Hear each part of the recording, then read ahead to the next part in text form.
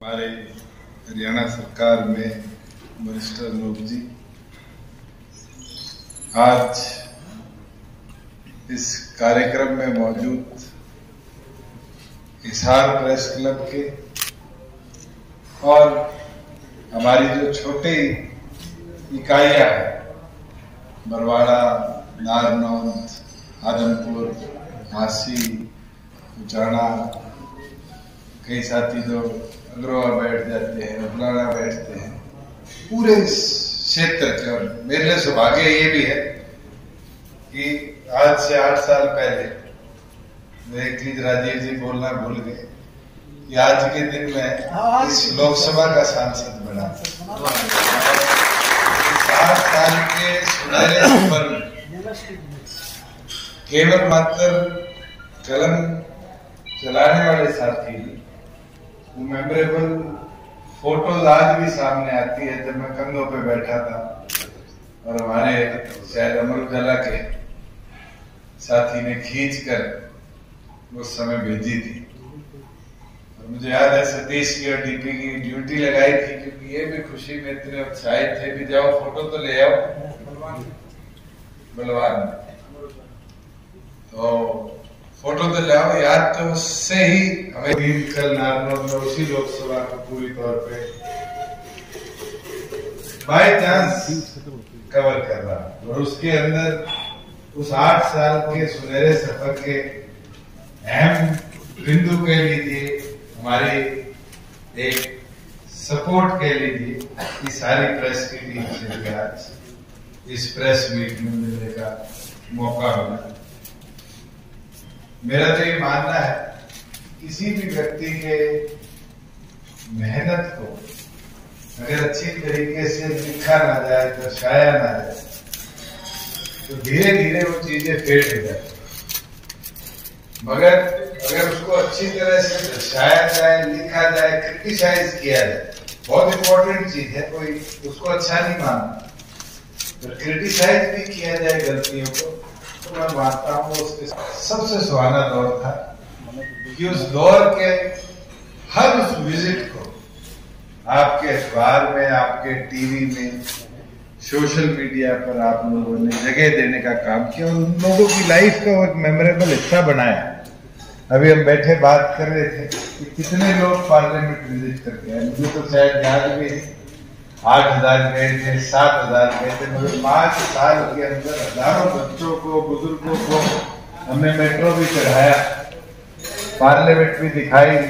जिस खाने को क्रिटिसाइज लोग किया करते थे वो खाना भी खिलवाया कि आप खा के देखो, जो आप कहते हो कि 50 रुपए की थाली मिलती है तो उस थाली के अंदर 4 रोटी, चावल, दाल और एक सब्जी मिलती है और एक गुलाब जामुन मिलता है।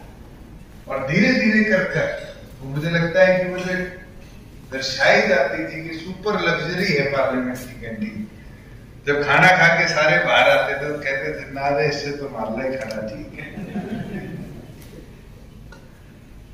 मगर वो एक लर्निंग प्रोसेस। आज इस 2.5 साल के सफर के अंदर बहुत सी ऐसी चीजें मिली जिसको हमने पकड़ा और हमने पकड़ के आप लोगों के बीच साझा किया। और छपा क्या कि आज स्कैम हुआ है।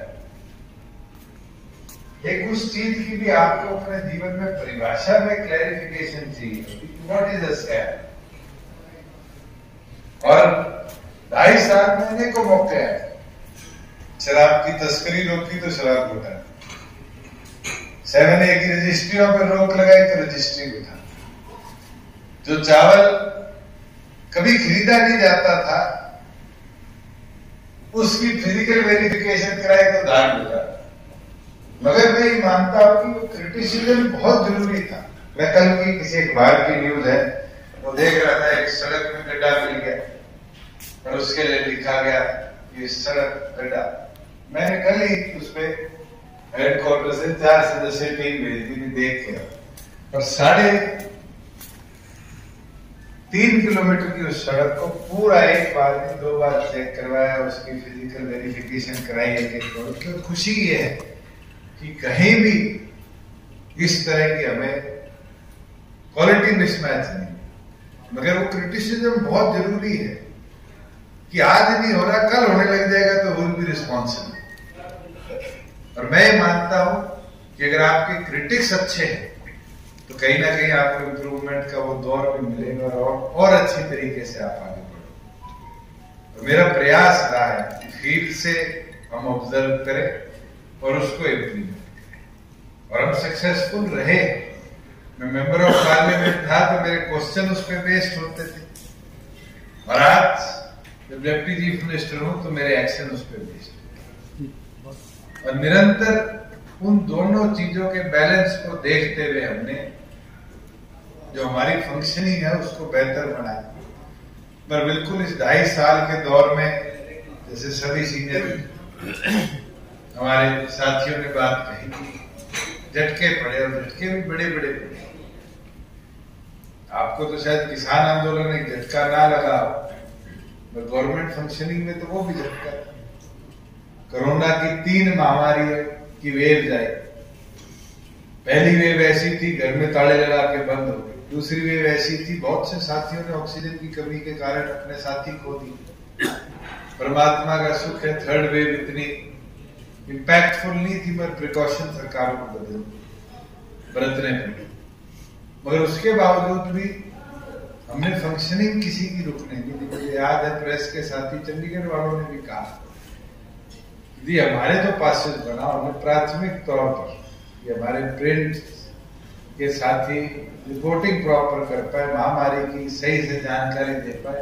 मुझे लगता है 24 घंटे में हमने पोर्टल में जगह देके प्रेस के साथियों के पास बनवाए कि उनकी मूवमेंट रिस्ट्रिक्ट ना हो और उनके मटेरियल की मूवमेंट रिस्ट्रिक्ट ना हो। पत्रकार बैठ जाते और अखबार का बॉडी लिख देते और रोल ना आता, और अखबार ना प्रिंट होता तो ये कैसे जरिया था।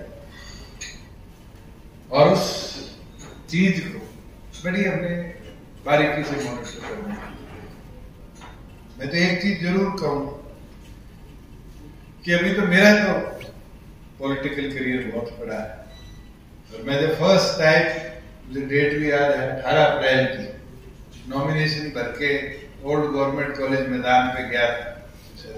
जो बहुत से साथी तो उस समय यहाँ फील्ड रिपोर्टिंग किया करते थे, ये तो क्राइम देखते थे ज्यादा, इनके पीछे भी कई लोग पड़ गए थे, तोड़ फोड़ गए थे, परमात्मा ने सुख रखा है ठीक हो गए। उस समय एक चीज मैंने कही थी कि 25 साल 11 महीने 50 साल राजनीति करूंगा, 75 में रिटायरमेंट की सोचूंगा। अभी तो हमारे बड़ों ने 87 में भी नहीं सोचा, और उस चीज को देखे तो फिर तो अब भी मेरे पास लगभग 53-54 साल है, अभी तो 34 का हुआ।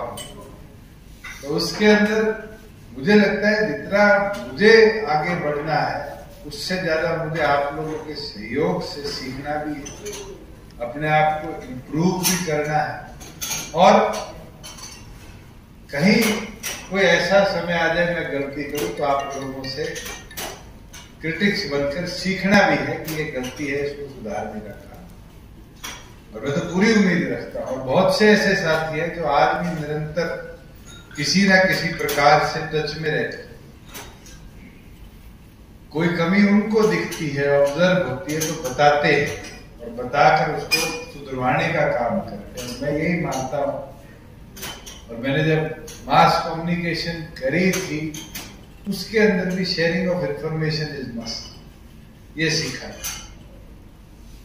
और वही इंफॉर्मेशन आप अखबार के माध्यम से नहीं तो दूसरे माध्यमों से शेयर करते हैं, और हम उस पर एक्शन भी लेते हैं, उसको सुधारते हैं। पर एक चीज जरूर बोलूं कि कई चीजों में और आपका सहयोग और साथ हमें चाहिए। जैसे कि कई ऐसे कदम हमने अब उठाए हैं जिसको शायद जो जगह मिलनी चाहिए थी वो नहीं। फॉर एग्जाम्पल अभी पीछे पावर क्राइसिस है, तो देश में पावर क्राइसिस के ऊपर फोकस किया गया। हर रोज न्यूज शक्ति थी, इतने घंटे कट लगा, इतनी पावर कैपेसिटी रही, ये थर्मल बंद है। मगर कोई न्यूज आर्टिकल मैं नहीं पढ़ पाया जहां ये लिखा गया कि भाई आप सोलर की तरफ कन्वर्ट करो, आप ऑल्टरनेटिव एनर्जी की तरफ कन्वर्ट करो, हमने एक प्रयास किया और मैं आज साझा करता हूं कि मैंने उचाना के अंदर एक गांव उठाया, गुरुकुल खेड़ा, गेंदा खेड़ा बोलते थे पहले उसके अंदर लगभग 450-500 मकान है। मकान में सारी बिल्डिंग, सरकारी स्कूल, चौपाले।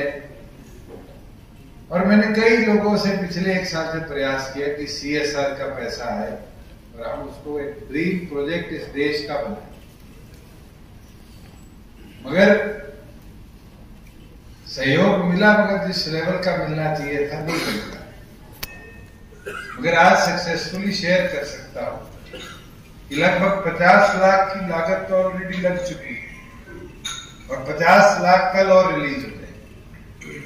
1 करोड़ की इन्वेस्टमेंट में पहला गांव होगा देश का गुरुकुल खेड़ा जो 100% 2 किलोवाट तक के सोलर कनेक्शन से इक्विप होगा और हर घर में नेट मीटरिंग होगी कि जब वो बिजली नहीं यूज करेंगे तो हमारी हरियाणा सरकार की पावर ग्रिड में बिजली आएगी और उसके बदले में जब वो बिजली रात को यूज करेंगे तो सरकार उनको बिजली रिइंबर्स करेगी। और अगर मिसमैच जब बैलेंस होता है और उसके अंदर किसी के यूनिट कम आए तो सरकार उसको प्रति यूनिट पैसा देने का होता है। ये एक ऑल्टरनेट सोर्स है। मुझे लगता है अब मैं चाहूंगा कि आप सब भी इसको लेके चले। ये तो मैंने किया, मगर क्या मैं प्रयास कर सकते हैं कि सभी लोग इस चीज को टेकअप करें? एटलीस्ट पॉलिटिशियन ना करें, जो बड़े बिजनेसमैन हमारे प्रदेश में तो इनकी भी कोई कमाई नहीं, इनके पीछे पड़कर इनके पैतृक गांवों को पकड़े। एक छोटा ऐसा प्रयास सोसाइटी चेंज के लिए हमें करना चाहिए। आज हम हिसार में बैठे हैं, दुनिया की सबसे महत्वपूर्ण चीज आज के दिन एयर ट्रांसपोर्ट है। छोटा कर दिया। हम पढ़ते हैं गांधी जी अफ्रीका बजने में कितने दिनों की यात्रा जहाज में रही, फिर ट्रेन में रही, और आज वही साउथ अफ्रीका है जो 11 घंटे की फ्लाइट के अंदर इंडिया से कनेक्टेड है। हमारा ये एविएशन हब एक ऐसा सपना है। 2.5 साल से तो हमने प्राइम फोकस इसकी डेवलपमेंट की। तो मुझे तो सहयोग मिला। मैं अभी शेयर कर रहा था अजय जी के साथ कि आज मैंने एक वीडियो डाली है ट्विटर पे, किसी ने देखी है नहीं देखी पता नहीं। इस रनवे को हमने ड्रोन मैप कराया और मैं तो चाहूंगा आज रात को आप देखो कि वो एक ड्रीम जो था कि हमारा नॉर्थ इंडिया का सबसे बड़ा रनवे हिसार में होगा और कमर्शियली उसको यूटिलाइज कर पाएंगे। रनवे है हमारे पास, अम्बाड़ा में है, सिरसा में है, मगर वो एयरफोर्स के है और उनके अंदर अपने रिस्ट्रिक्शन है। पर जैसे जैसे ये हिसार का रनवे हमारा दिखने लगा, मैं मानता आपको भी खुद प्राउड होगा कि हम हिसार रहते हैं। और ये चीजें जो हमें सोसाइटी के अंदर डालनी पड़ेगी कि लोग आए, निवेश आए, और निवेश पॉलिटिशियंस के कहने से नहीं आएगा। ये तो एक कहावत है कि भाई रानी मक्खी लिया और उसको एक डब्बे में बंद कर दो, मक्खियां अपने आप शहद लाने लग जाती। तो आज हमने रानी मक्खी तो इस एयर स्ट्रिप के तौर पे छोड़ दी, टर्मिनल भी बन जाएगा, एयरपोर्ट भी कहलाने लग जाएगा। और उस रानी मक्खी के साथ मुझे लगता है कि आपकी कलम, आपका कैमरा, वो मक्खियां बनेगी जो शहद को लाकर देने का काम करेगी, जो मोटिवेट करेगी इंडस्ट्री को कि हाँ सारे स्कोप, चाहे वो हमारी एरो डिफेंस पॉलिसी के माध्यम से वो 2 इंडस्ट्री आए, आगे हमारी ई व्हीकल पॉलिसी आने वाली है उसके माध्यम से आए। मगर कब होगा? जब देश भर के बिजनेसमैन सुबह अखबार खोलेंगे। आप तो कह रहे थे कि अखबार शायद 4 से 1 की रीडिंग होगी, 4 से 1 की रीडिंग हुई, अभी भी कोई आदमी तो एक अखबार खोलता है और अगर उसको वो विजन दिखा करेगा कि हाँ ये एक विजन है कि हाँ 5 साल बाद हिसार के अंदर 1000 करोड़ का कार्गो का इनटेक आउटटेक होगा, यहाँ इंडस्ट्रीज आएगी, तो मुझे नहीं लगता वो दिन दूर होगा कि हम इस पूरे एविएशन हब को एक नई ऊंचाई पर देखने का काम करें। बहुत सी ऐसी चीजें हैं जिन पे अगर शेयरिंग करने लग जाए, बात करने लग जाए तो रात भी निकल सकती, मगर कट इट शॉर्ट, मैं तो हमेशा आपका आभारी था, आभारी हूँ कि 60 साल के सफर में आप लोगों का भरपूर साथ मिले, और यही उम्मीद और अपेक्षा करता हूँ कि आने वाले समय में भी इसी तरीके से आप लोग मिलकर अपना साथ देते रहेंगे। अभी राजीव जी कह रहे थे मैं आपके साथ मांग लूंगा, आप तो है, मेरे फादर साहब के बैचमेट हैं, तो हमारा तो फिर सेकंड जनरेशन भी हो गया। और अगर मैं कहा कि गुप्ता जी ये तो हमारी 4 पीढ़ियों की बड़े चोए साहब से लेके आज तक सारी एल्बम फोटोज इनने संभाल रखी। बहुत से ऐसे पीछे साथी बैठे जो निरंतर जनरेशन दर जनरेशन हमारे से पॉलिटिकली से ज्यादा एक परिवार के तौर पर जुड़े रहे। और मैं तो चाहता हूं आने वाले भविष्य में भी हम इसी तरीके से, ये पीढ़ी तो है ही, अगली पीढ़ियों को नाते को और मजबूती से ले जाने का काम करें। जहां मेरे आगे मांगे आए, मैं नीचे से शुरू कर देता हूँ, आसान है हाँ हाँ भरना, ऊपर से शुरू करूंगा तो फिर कहोगे हाँ भर के जाए। पहली तो आप लोगों ने मांग करी है कि जो हमारे रेस्ट हाउसेज हैं, उन रेस्ट हाउसेज के अंदर डेडिकेटेडली कोई एक सुविधा इमरजेंसी के तौर पे आप लोगों के लिए बनाई है। हमने पीछे भी एग्रीगेटेड जो हमारे पत्रकार हैं उनके लिए पंचकुला और हमारे गुरुग्राम वाले रेस्ट हाउसेज में तो रूम्स भी और रेट्स भी फिक्स करने का काम किया। मगर आप चाहते हैं कि प्रत्येक रेस्ट हाउस के अंदर कोई व्यवस्था ऐसी बनाई जाए कि किसी का परिवार आ गया या कोई रिपोर्टिंग करने कहीं दूर गया तो उस मैकेनिज्म को भी जल्द हम करवाएंगे। जहां डिस्काउंट की बात है, आज के दिन मेरे ख्याल से तो इतना ज्यादा रेंटल किसी भी और पीडब्ल्यूडी रेस्ट हाउस में उन दोनों को छोड़ के नहीं। मगर कोई लगता है तो मैं किसकी जिम्मेवारी आप में से लगाऊं? आप 4 सीनियर बैठे हो, एक जना ले लो, राकेश आप ले लो कि पूरे हरियाणा के क्या रेट्स हैं। क्योंकि जितना मुझे याद है 2 के अंदर तो जरूर हमने रेट्स बढ़ाए, 1000 रुपए करे गुड़गांव और उसके अंदर, क्योंकि हमारे इलेक्ट्रिसिटी बिल्स और जो रनिंग एक्सपेंसेस हैं वही उस बिल्डिंग को लॉसेज में ले आए।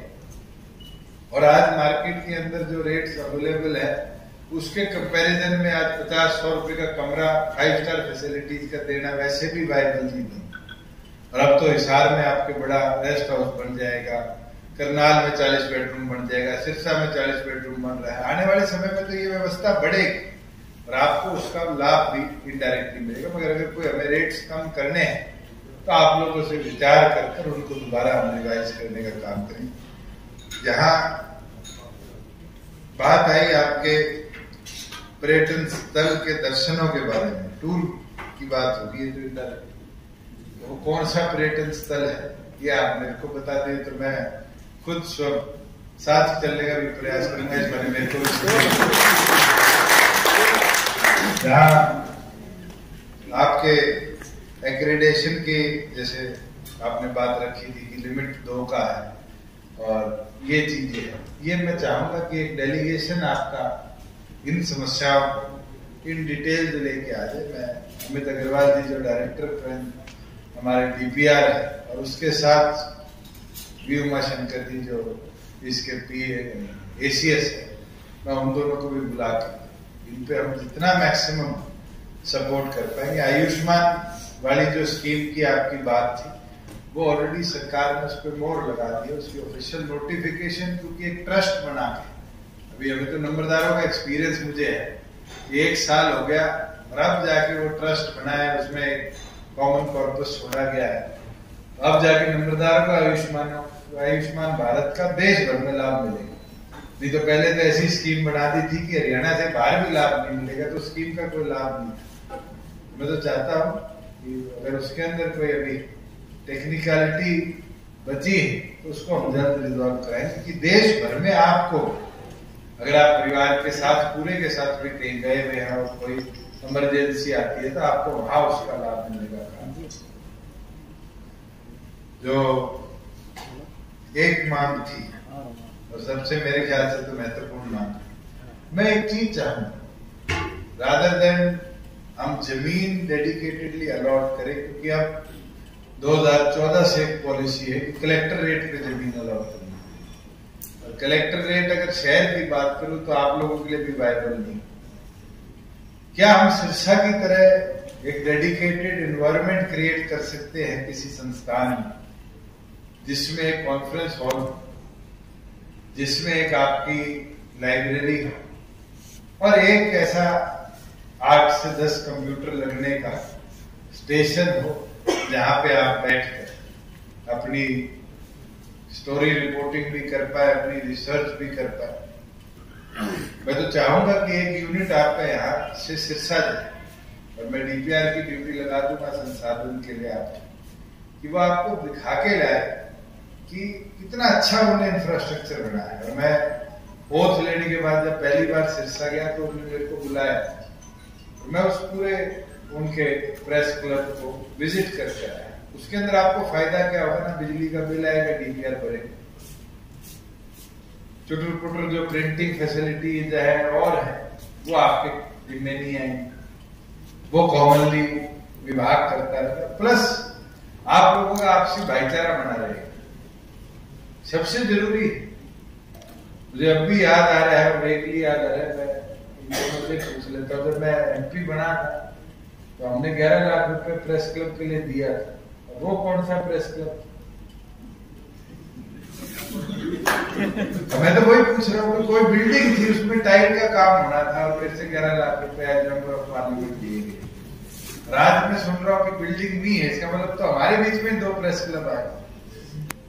जब एक कॉमन चीज आएगी और यूनिलैटरल होगी तो मुझे नहीं लगता फिर मतभेद होंगे, सबके लिए कॉमन होगा। और हमारे को भी अच्छा लगा करेगा कि हम जब जाए तो हम भी आपको कहें कि आज उस कॉन्फ्रेंस हॉल में जो प्रेस क्लब का है, हम बैठ कर प्रेस कॉन्फ्रेंस करेंगे और एक एक विषय को वहां साझा करने का काम करेंगे। और अगर आप लोग तैयार हैं तो मैं तो with in a month time वो बिल्डिंग भी हम छाट के अलग कर सकते हैं, और उसके साथ साथ जो इंफ्रास्ट्रक्चर वहां रिक्वायर्ड वो भी मैं मेरी डिस्क्रिप्शन से आपको देने को तैयार हूं कि आपको फर्स्ट हैंड सारी सुविधा एक इंफ्रास्ट्रक्चर में मिल सकता।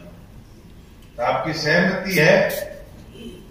ये सहमति नहीं है, अब इसका रिटर्न में आप दोगे मेरे को या सारों से लेंगे?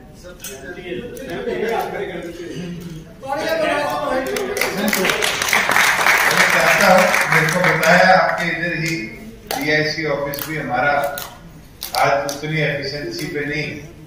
अगर ऐसी कोई व्यवस्था है तो मैं तो चाहूंगा कि कल सुबह आप विजिट करो, क्योंकि आपकी मेजॉरिटी प्रेस और ऑफिसेज भी इंडस्ट्रियल एरिया के पास है। अगर ऐसी कोई व्यवस्था वहां बनती है तो हम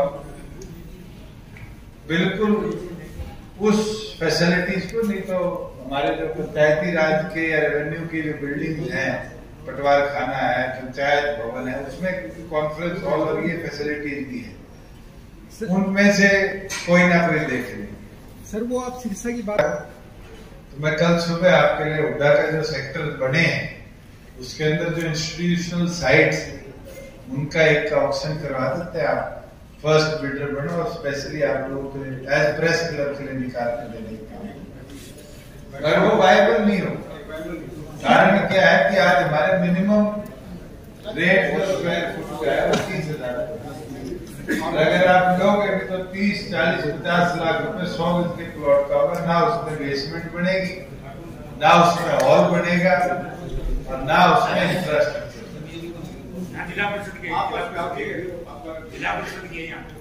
मैं इसीलिए आपको कहता हूँ, आप लोग 3-4 सदस्यों की एक कमेटी बना लो जो 2-3 साइट्स देख आए। धन्यवाद और मेरे सभी साथियों का आभार। वैसे राकेश क्रांति जी ने जो मेन डिमांड थी और अजय पुरुषोत्तम जी ने भी उसका जिक्र किया है। सर आप चंडीगढ़ जाते रहते हैं, वहाँ प्रेस क्लब देखा है। हमारा बस इतना सा सपना है कि वैसा प्रेस क्लब आप बनवा दो, एक बार जमीन दिलवा दो, उसके बाद में आप उसमें 5 पैसे दे देना और बाकी किसी अनूप जी से मांग लेंगे और मांग लेंगे। एक जमीन आप दिलवा दो और जब तक जमीन ना मिले ना तब तक आपका कोई डिपार्टमेंट है या अनूप जी का कोई डिपार्टमेंट है, उनमें कई खाली ऑफिस पड़े हैं, वहां से कुछ हमें कोई एक बार टेम्परेरी तौर पे वहाँ हमें अलॉट करवा दो कुछ समय के लिए। हम कुछ फीस भी देने के लिए तैयार हैं मंथली, अगर आप डिसाइड करोगे तो। ये हमारी सबसे बड़ी डिमांड है। जैसे क्रांति जी ने कहा कि मेरे को भी सर 1999 में शुरू की थी पत्रकारिता, तब से हम ये देखते आ रहे हैं, सारे चौटाला जी का राज था तब भी यही डिमांड थी, उसके बाद हुड्डा जी का आया, पत्रकारों से जुड़े हुए हैं, आपने जर्नलिज्म की है।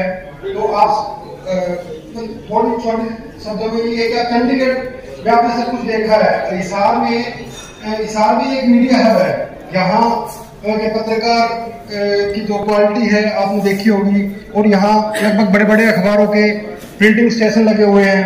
तो चंडीगढ़ से कम नहीं है हिसार, बस सुविधाओं में थोड़ा कम है, लेखनी में भी कम नहीं है सर। तो सबसे बड़ी डिमांड तो यही है सर। और बाकी एक्रीडिटेशन के लिए सर थोड़े से प्रॉब्लम आती है, जैसे यहाँ भास्कर है, जागरण है, अमर उजाला है, पंजाब केसरी है, इनकी एक पूरी टीम होती है, लेकिन सिर्फ रूल है कि 2 ही पत्रकारों को एक्रीडिटेशन देंगे, तो बाकी भी पत्रकार ही है। तो पीछे की गवर्नमेंट में भी हुआ था, इस पे अगर इतना कर दिया जाए कि वास्तव में जो काम कर रहा है, पत्रकारिता का फील्ड में काम कर रहा है, उसके लिए कोई सीमा नहीं होनी चाहिए अखबार में। अगर क्योंकि लोकल पुल आउट निकलते हैं, 2 पत्रकार तो निकाल नहीं सकते लोकल पुल आउट, तो ये भी है। वैसे लगभग आप सतीश जी ने आपसे जिक्र कर लिया है डिमांड का, और काफी साथी लेट भी हो रहे हैं। और आप 25 साल के जब हुए थे तब हिसार से आपने शुरुआत की थी राजनीति की, और हम जैसे थे वैसे ही आज हैं। मतलब हमारी अवस्था में कोई बदलाव नहीं आया है, बुढ़े हो गए अलग बात है, लेकिन पहले भी फक्कड़ थे, आज भी फक्कड़ है। तो राजस्थान गवर्नमेंट ने सर पत्रकारों के लिए कॉलोनी बनाते हैं, तो कोई बड़ी बात नहीं सर। जैसे हुड्डा में आप प्लाट बनाते हो उसी रेट पे हमें दिलवा दो, जैसे करवा दो, लेकिन एक स्पेशल पत्रकारों के लिए कॉलोनी बन जाए, कम से कम घर तो बन जाए। लगभग यहाँ 75% पत्रकार किराए पे रह रहे होंगे, तो ये एक तो पहले सर हमारा साझा घर बनवा दो, बाकी छोटी मोटी दिनों में आपने पढ़ी ली है, सतीश जी ने भी डिस्कस कर ली है, हमारे एक्रीडिटेशन वाला मुद्दा सुलझा दो। एक सर वो स्वास्थ्य के बारे में है सर, जैसे आयुष्मान भारत से जोड़ने का था पत्रकारों को, या इंश्योरेंस का, तो अगर ये ना हो तब तक कुछ एक इमरजेंसी फंड बनवा दो डीपीआरओ के लेवल पे, जिसको कोई मानो इमरजेंसी में जरूरत पड़ जाए, किसी साथी की दुर्घटना हो जाए अचानक, जैसे हमारे क्रांति जी के साथ हुआ था बड़ा हादसा, तो ना हो ऐसा। लेकिन आपको पता है हमारा काम ऐसा, तो किसी के साथ कुछ भी हो सकता है, तो एक इमरजेंसी फंड भी होना चाहिए कम से कम। और वो आयुष्मान भारत से जुड़ जाए तो अलग ही बात है, लेकिन तब तक ना हो तो ऐसा छोटी मोटी चीजें तो आप करवा सकते हो सर। और सर बाकी आप कुछ समझदार है इन मांगों को सिरसा को बढ़िया चल रही, ठीक है।